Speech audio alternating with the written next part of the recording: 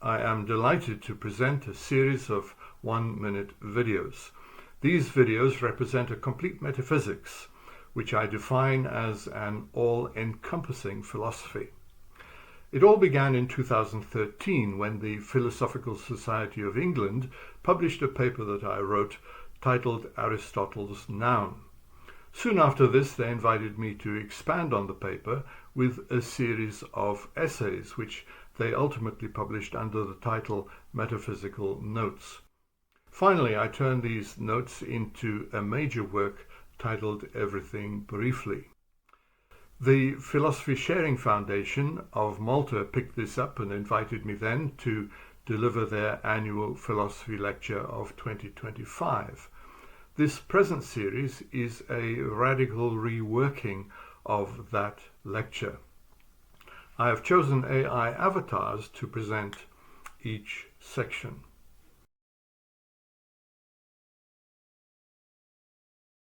There were no names or definitions when the world began. It was all, as the Hebrew Bible calls it, without form and void. Tohu wabohu. Rapidly, things formed. Quarks, electrons, protons, and neutrons. The first atomic nuclei appeared, primarily hydrogen and helium. Then, over billions of years, gravity brought together gas clouds to form stars, galaxies, and planets.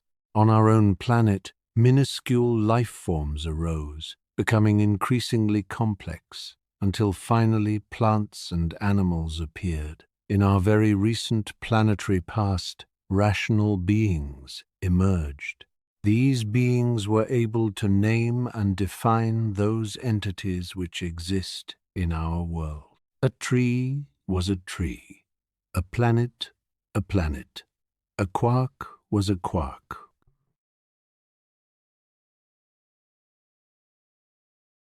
In all the vastness of our universe, the words that we use take all that there is and turn it into singular entities.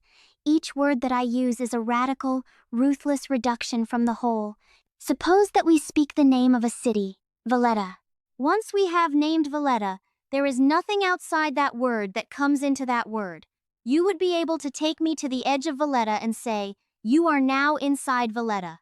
But take one step in that direction, see, and you will be outside Valletta.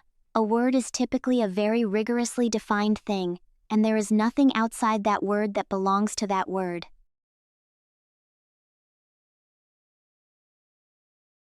Much the same may be said about sentences, which are combinations of words, sometimes called a single thought.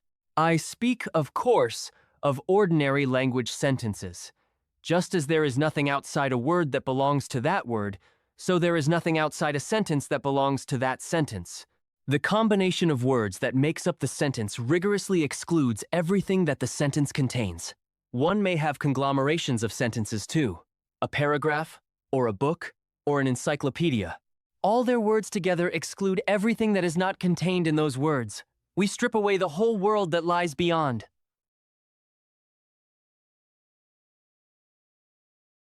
We need not merely use words to describe our world. We may use scientific language instead. When we do, we often dispense with words and use what we call variables, such as X or Y or Z. These are often more tightly defined than the words of ordinary language. But just like the words of ordinary language, they take all that there is and turn it into singular entities. They rigorously exclude everything they are not. The scientific way of putting it is that we exclude unwanted influences on independent variables. If we allow variables to include anything they are not meant to include, our calculations break down. Variables must exclude all that they are not.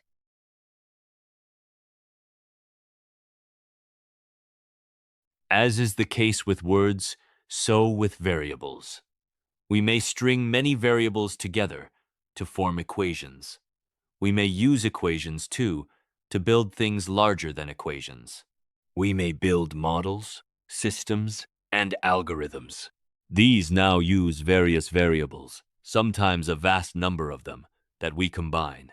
In this case, Our larger arrangements of variables exclude everything that the combination of variables excludes. Whatever they do not include in total lies outside them. Therefore, no matter how sophisticated our scientific constructions, they always strip off a great deal. We shall refer to these combinations of variables as wholes. A helium atom is a whole. The model of DNA is a whole. A planet is a whole.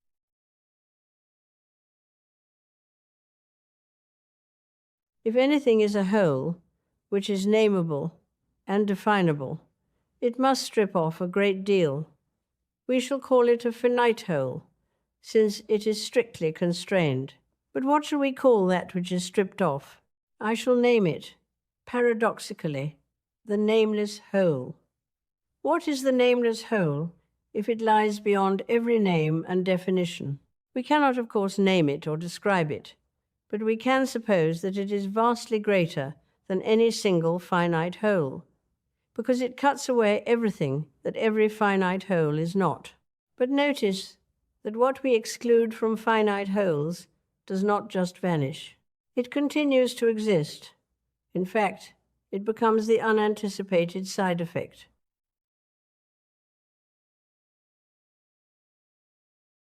It has been the case throughout history. From the earliest evidence of philosophy, there has been the notion that there is a whole which exists beyond words and definitions.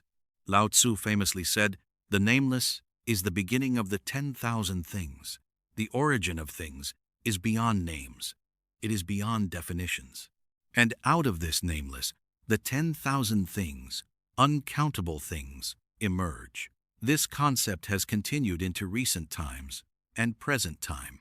Immanuel Kant wrote of the unconditioned. Heidegger wrote about being. Buber wrote about that which has not yet entered the world. Derrida wrote about the unnameable. All speak of a world beyond finite wholes.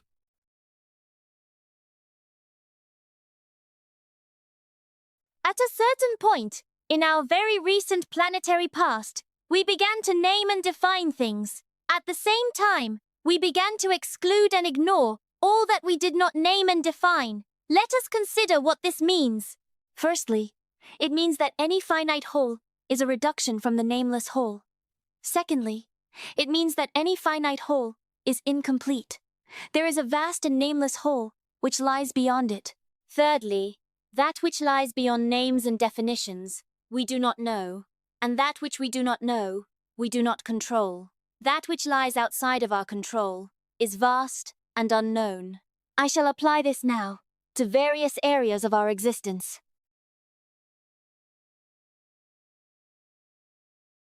Firstly, we may see language as a reduction from the nameless whole.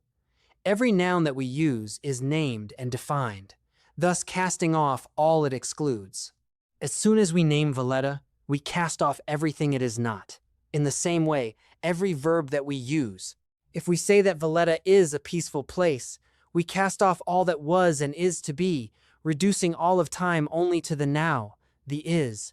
And because no finite whole is complete, in principle language is incomplete and cannot provide us with a complete grip on reality. The most it can offer is a complete grip on finite wholes, if these are truly finite.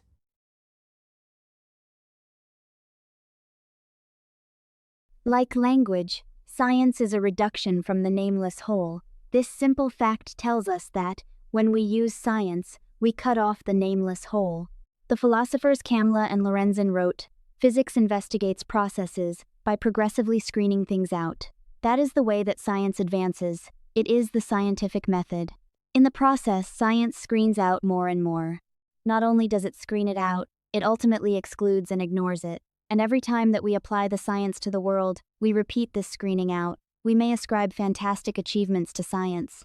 Yet in the context of the nameless whole, that which we exclude from science is immense and dangerous. It can strike back. Causality requires that one thing causes another. For that to happen, we must name and define those things which are causes. However, outside of finite wholes, we cannot name or define things. there is a vast realm that lies beyond causes. The physicist Percy W. Bridgman wrote, "The causality concept is relative to the whole background of the system which contains the causally connected event. That is to say, that causality is only a concept that works within the context of finite wholes. We cannot speak of causality beyond such wholes. Therefore, we do not exist in a universe where causality is king." Ernst Mach wrote, "There is no cause nor effect in nature."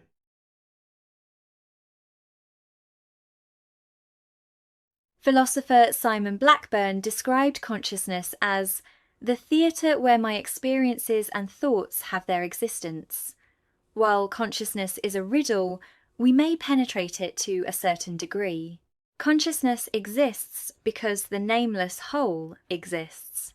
If the nameless whole did not exist, we would be left only with finite wholes, and finite wholes cannot explain anything but mechanical behaviour in a closed system of cause and effect. The nameless whole may be the necessary condition for the existence of consciousness. Consciousness exists because it is not limited by cause and effect within it. There is always a loose end where there is neither cause nor effect. Consciousness is therefore a monument to the nameless whole.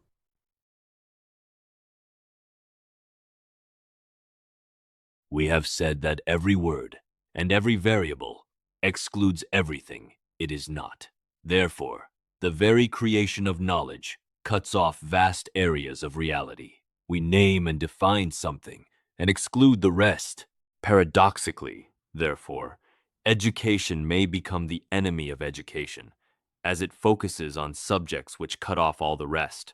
Einstein suggested this when he wrote, "The value of an education lies in the training of the mind to think something that cannot be learned from textbooks. By cutting off what lies beyond finite wholes, we create many dangers for our world through the things that we omit. What we need, therefore, is to find words and concepts which lie beyond a standard syllabus."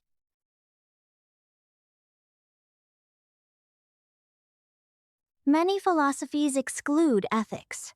Yet ethics is everything we do and everything we say. It is essential to philosophy. There are many systems of ethics which exist side by side, such as business ethics, environmental ethics, or legal ethics. Every system of ethics is a finite whole. We may say, it is an X. As such, it excludes everything, not X. In reality, ethics may have no feelings for justice denied, or justice delayed, broken justice, or a justice that is overly zealous. It does not always reach as far as justice for the human heart, or the realities of this world. This calls for ethical reflection beyond our existing frameworks to address the omissions of finite wholes.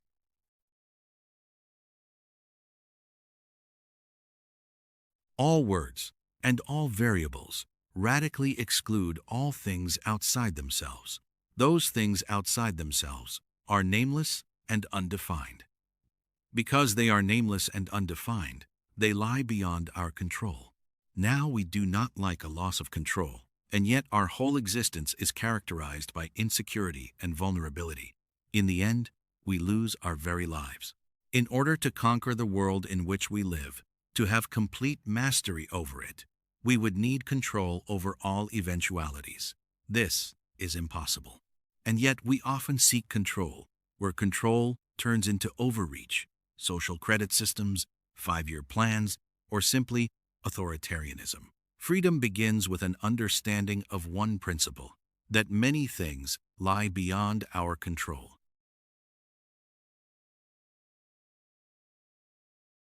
Science, within our own generation, has quietly entered a major new phase. We had Newtonian physics, Einsteinian physics, and quantum mechanics.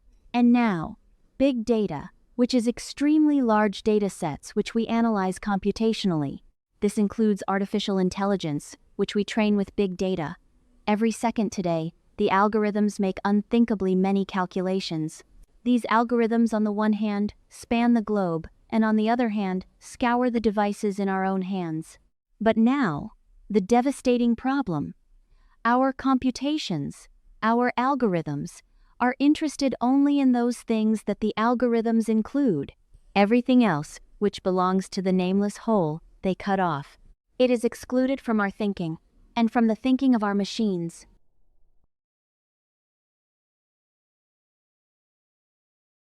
In all the aeons since its appearance, the Earth has developed organically. There was nothing and no one to name or define it, and therefore to control it. Then came the first beings who could. Carl Jaspers wrote of various historical eras: prehistory, ancient civilizations, the axial period, and the scientific technological age. Each was characterized by more and more naming and defining, and increasing exclusion of that which is not named and defined. Most recently, with the advent of big data, there was an inconceivable explosion of things that we name and define, and also exclude. This exclusion, with all forms of exclusion, has led to a massive loss of control. This explains much of our crisis today.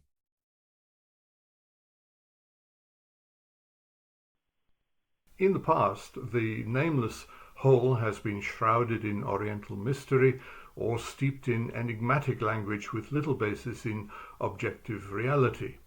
With a more careful examination of the nameless whole, we may better understand finite wholes.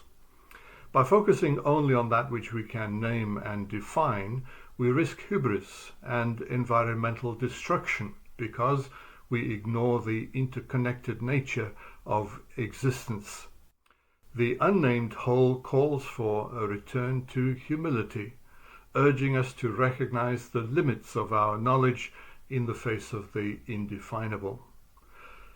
I confess that the philosophy I have presented here has been too simply presented, but this was necessary for such 1-minute episodes.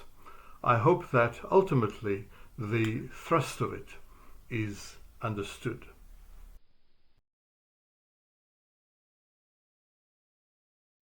Thomas O.